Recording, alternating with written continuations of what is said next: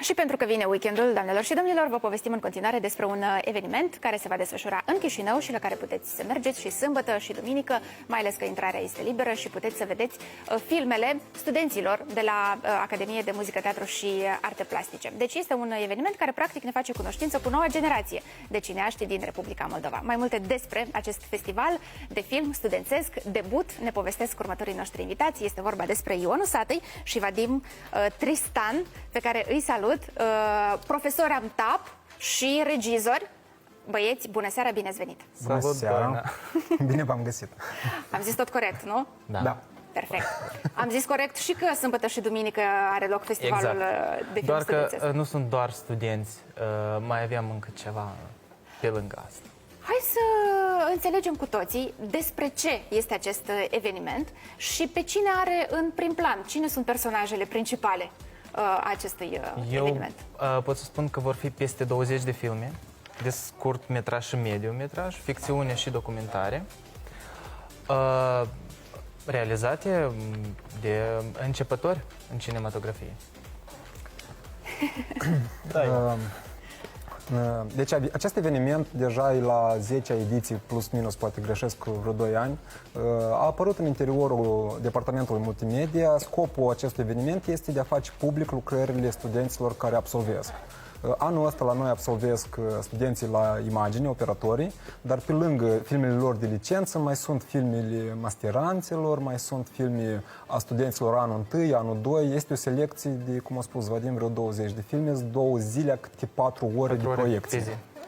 Filme foarte diverse, unele ajung aproape la o oră, altele au câte 5-10 minute, documentare, ficțiuni, experimentale. Avem chiar și câteva proiecte internaționale. Am avut 3 studenți care au mers la festivalul Женщужина Шолтова Вапти, parmi se numește în Tashkent, și acolo, într-un concurs de 5 zile, au realizat un film la ei, un concurs internațional la mai multor școli. Și filmul lor va fi tot prezentat. De la 16:00 începe proiecția. Da, mai multe detalii găsiți oriunde n-ați căuta pe internet. Dacă scrieți Festivalul Filmului Studențesc Debut, cu siguranță o să găsiți și filmele, și postere, și liste. Ce e interesant că nu e doar vizionare de filme, dar e și întrebări-răspunsuri cu autorii filmelor. Deci după ce este prezentat un filmuleț, spectatorii au ocazia să comunice, să pună întrebări sau, mă rog, să vorbească cu cei care au realizat filmulețul. Da,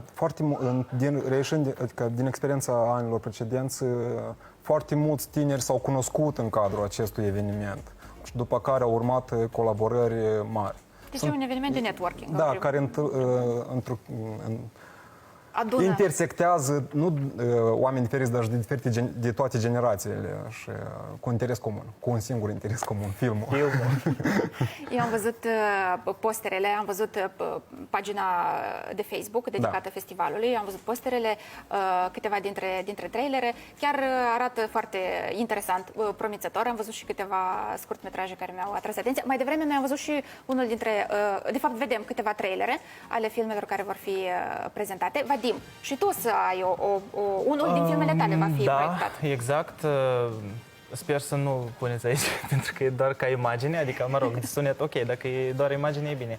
Doar că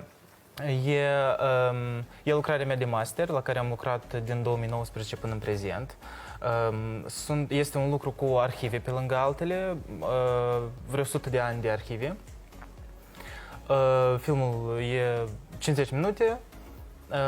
Nu este gen film, nu știu, Discovery sau Nat Geo Wild, care descrie pur documentar ce s-a întâmplat. E un film personal.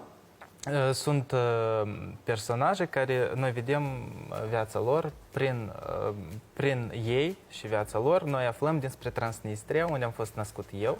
Și filmul a pornit cumva de la propaganda și ideologia teritoriului transnistrian. Ziceai de arhivă. Da. Adică ai scotocit prin Arhiva Națională și ai identificat...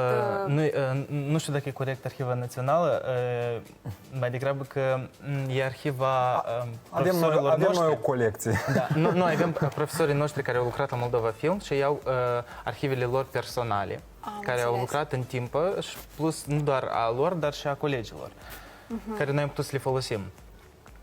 Sper să nu avem probleme cu drept de autor, dar, mă rog, mai ales că noi nu vindem, sunt exerciții și încercări, chiar dacă e anul 4, de exemplu, sau e același masterat, oricum noi învățăm și continuăm să învățăm chiar după ce terminăm. Așa. Vadim, e prima dată când va fi proiectat filmul? E Da, asta e premieră? a meu, da, premieră. Absolut. Da. Cum se numește? Republica Libertății Eseu. Eseu, așa. Perfect. Ai emoții? Nu știu, ai...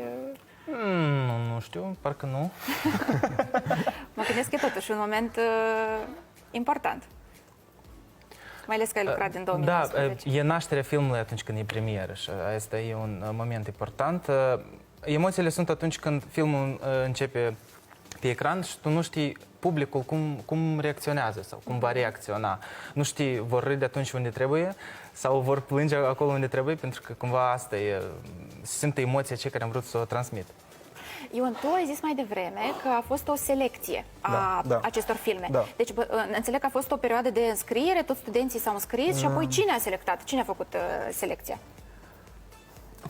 Deci este un eveniment a departamentului de a face publică activitatea noastră. Nu este un festival la care participă mai multe școli. Noi nu avem mai multe școli de film în Nu e Moldova. concurs. Și noi în interior facem o selecție a unor filme care sunt arătate pe lângă concursul de bază, pentru că cele care participă în concurs, absolvenții, vor fi și premiați, presupun, pentru că e și cu sprijinul Ministerului Culturii. Și Centrului Național în al anii precedenți se Cinematografiei. dădeau niște premii bănești, mă rog, simbolice, nu știu dacă trebuie să spun sume, poate acum o să fie și mai mari, nu știu de sume, dar premii se dau la filmele în concursul de bază.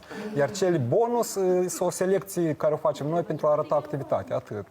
Dar nu e vorba de concurs, pentru că noi, între noi sau buni studenții, că eu particip deja a doua oară cu film, pentru că când am terminat, am avut licență, tot am avut un film, nu este o concurență între noi, pentru că noi ne cunoaștem, catedra nu e atât de mare, noi toți studenții cumva lucrăm și multe lucrări sunt, într-un film ești regizor, în alt film ești un asistent. Și atunci pentru noi e important nu doar filmele noastre, care le arătăm, dar în general tot ce se petrece în aceste 2 zile. Tare vreau să vă întreb puțin și despre activitatea pedagogică. Sunteți profesori la El a APTAP. fost studentul meu. Asta vreau să întreb, da? Noi am fost pertuși când am fost studentul lui. Așa că pot să-mi Așa. permit și acum.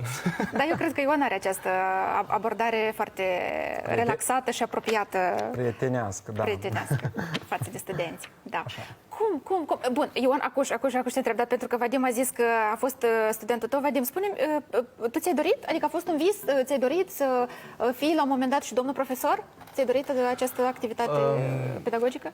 Invers, mă opuneam, dar tatăl meu, încă eram în școală și îmi spunea că tu vei lucra profesor sau învățător sau ceva de genul. Cu toate că nu asta e cu ce vreau să mă ocup eu în viață, dar e o experiență foarte interesantă și lucru cu studenții foarte interesant. Și eu spuneam, nu vreau, dar e bine, nu știu, e cald, nu știu, mă simt bine. Parcă nu mă duc până când. Văd că și Ion se simte bine. Adică am vedere în calitate de profesor. Ion, și pentru tine? Funcția de domnul profesor? Să nu pară prea... Țin foarte mult la existența acestei școli. Mie îmi place ea foarte mult și astfel îmi văd activitatea utilă.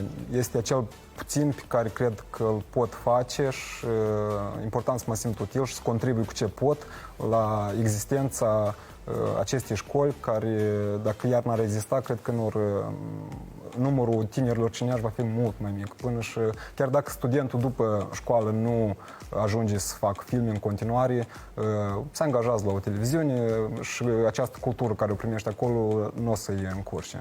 Deci de asta zic că îmi pare importantă și nu există alți specialiști. Adică specialiști există, dar nu toți acceptă să lucreze pentru salariile care sunt la noi în Moldova. Nu vreau să pare rău. Bun. Sunteți. Mulțumim tare mult, băieți, pentru că ați venit. Vreau să recapitulăm. 26, 27. Vă așteptam, exact, vă așteptam mâine și poimâine, sâmbătă și duminică, la Cinematograful Odeon, la orele 16:00. Intrare liberă. Intrarea liberă, asta e foarte important să menționăm. Toată lumea este binevenită. Exact. Pentru că filmele sunt foarte diferite, după gen, după stilistică și cred că fiecare îți găsească ceva după placul său. Mulțumim foarte mult, Ion Vadim. Succes și vă Plăcere. mai așteptăm. Da, Mai cu drag. veniți. Bine. Ne-am înțeles.